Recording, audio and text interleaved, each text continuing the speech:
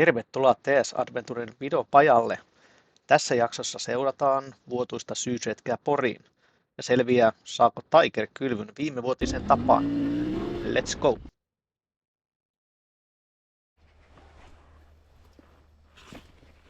Morjesta kaikille. Taas pyörän päällä tällainen jokavuotinen matka Poriin. Katsomaan, että löytyisikö siellä siedettäviä ihmisiä. Toistaiseksi vielä ei ole löytynyt.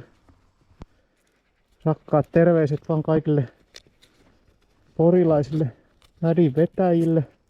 Nähdään ensi vuonna, jos nähdään. Laitetaan Garminista joku Adventure-moodi taas päälle ja ensimmäinen stoppi olkoon vaikka Yyteri. Ei muuta kuin lähetään.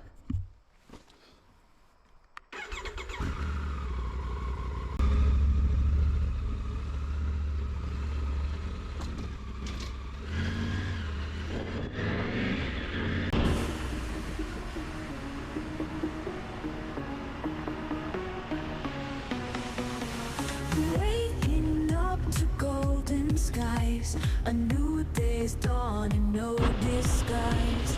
Rays of hope they softly spin.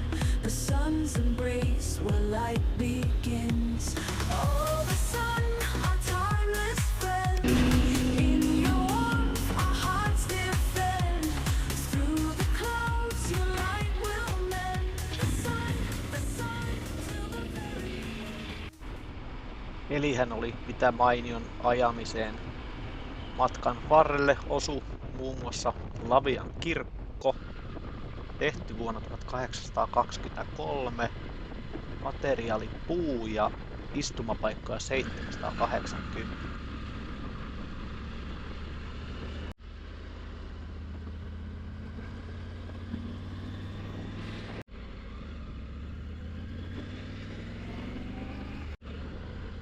Seuraavaksi vastaan tulikin Leineperi. Leineperi tunnetaan yhtenä Suomen parhaiten säilyneenä kulttuurihistoriallisena ruukkikylänä ja kylässä vierailee vuosittain useita kymmeniä tuhansia vierailijoita. Kylän merkittävin nähtävyys on vuonna 1771 perustettu Leineperin ruukki. Leineperi sijaitsee noin 20 kilometriä Itä-Porista.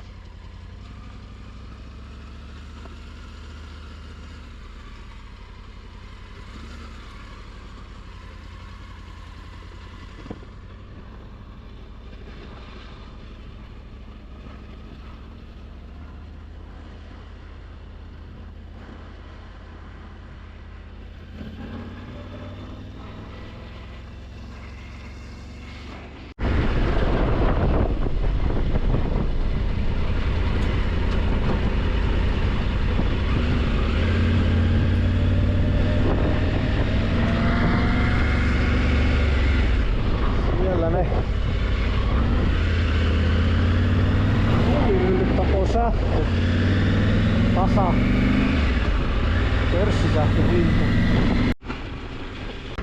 Sitten alettiinkin tulla Yyteriin. Yyteri on Porin 60. kaupunginosa. Se sijaitsee Meriporin alueella Yyterin niemen länsiosassa. Yyteri tunnetaan myös Yyterin hiekkarannasta, joka on yksi Suomen pisimpiä. Wikipedia tietää sanoa myöskin, että Yyterin väkiluku on 108. Ehdottomasti vierailun arvoinen kohde, ellei ole käynyt.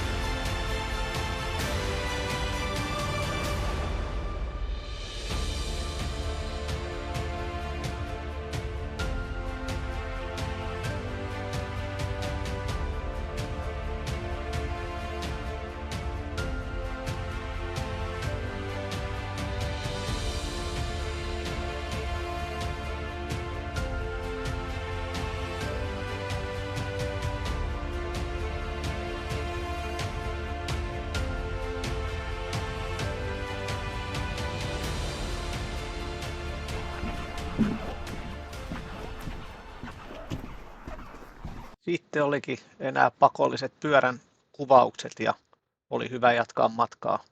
Tällä kertaa toi Yyterireissu oli oikeinkin mukava, kun ei tuullut. Yleensähän siellä tuulee, mitä itse on käynyt ja hiekka on sitten joka paikassa.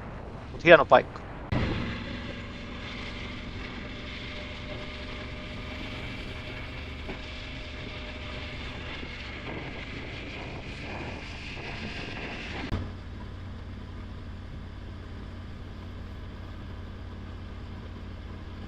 Itse vuotuisen reissun yksi pakkokohteista myöskin Reposaari. Wikipedia tietää kertoa, että Reposaari on Porin 71. kaupungin osa, joka sijaitsee samannimisellä saarella Meriporissa noin 30 kilometrin päässä kaupungin keskustasta. Väkiluku 836. Vielä sijaitsee myöskin toi linnakepuisto. Siitä oli jo video varmaan silloin vuosi sitten, kun kävin ja useasti käynyt siellä, niin tällä kertaa ei muuta kuin nautin maisemista ja eväistä. Historiasta sen verran, että suojaisan ja syvän luonnonsatamansa ansiosta Reposaari oli jo varhain tunnettu välietappi tultaessa Itämereltä Pohjanmaan jokisuistojen kauppapaikoille. Vuonna 1558 Juhana Herttu antoi saaren vastaperustetulle Porin kaupungille nautittavaksi ja käytettäväksi. Alkuun saari oli lähinnä karjalaitumena, mutta 1600-luvulla sen satamaa alettiin käyttää isompien laivojen lastaamiseen.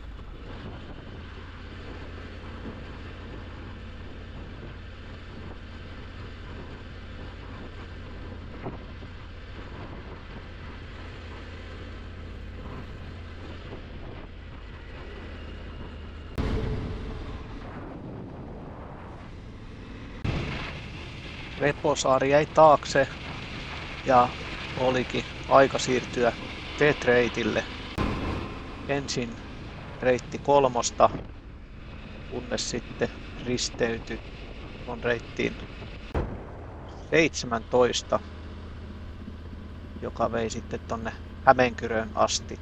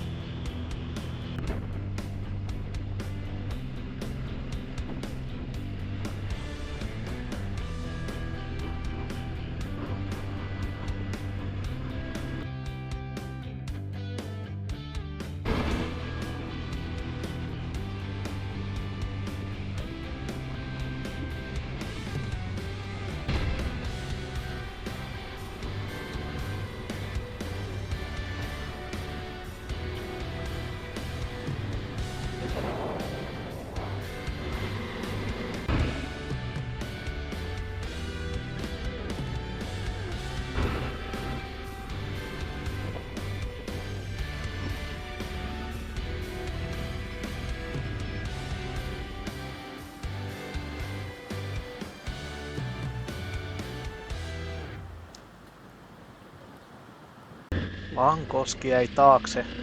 Sitten alkoikin vähän jo jännittää. Yksi, minkä takia lähdin tälle reissulle, oli se, että viime vuonna siellä oli sellainen mielenkiintoinen vesistön ylitys.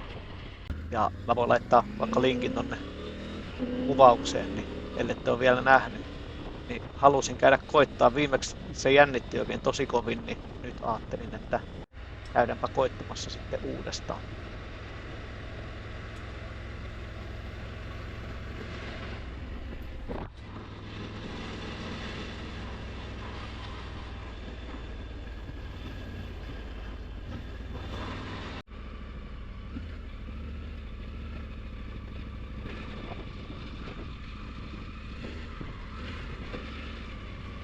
No miten siinä sitten loppujen lopuksi kävi? Oikein kunnon antikliimaksi. Muutama lätäkkö siinä samassa paikassa, missä viimeksi sai oikein jännittää, että tuleeko yhdellä vedolla yli vai ei. Tämän jälkeen siinä sitten alkoi tuntua jo, että eiköhän tässä ole ajettu, niin loppumatka aika lailla suoraa tietä sitten Hämeenkyröä ja Ylöjärveä kohden. Mutta oli siellä pikkasen kuitenkin vettä, mikä oli ihan hauska. Siinä kuitenkin vielä ihan ennen kotia sai sitten vielä vähän drone-juttujakin testailla tuolla videon lopussa.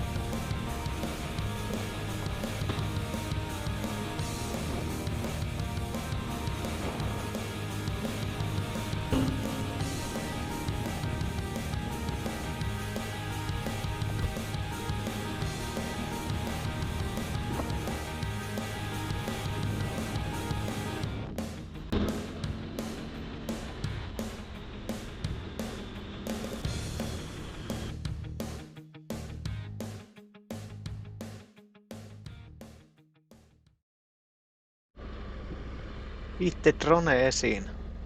Active Track. Niillä Norjan videollakin näkyy, että ei oikein saanut seuraamaan itseä ja moottoripyörää. Nyt se jotenkin onnistui, mutta se oli semmoista dronen kuikuilua koko ajan. Ja muutaman kerran saikin kääntyä sitten vielä hakemaan sen takaisin. Sai tosta ihan muutaman hauskan näköisen videonkin aikaiseksi.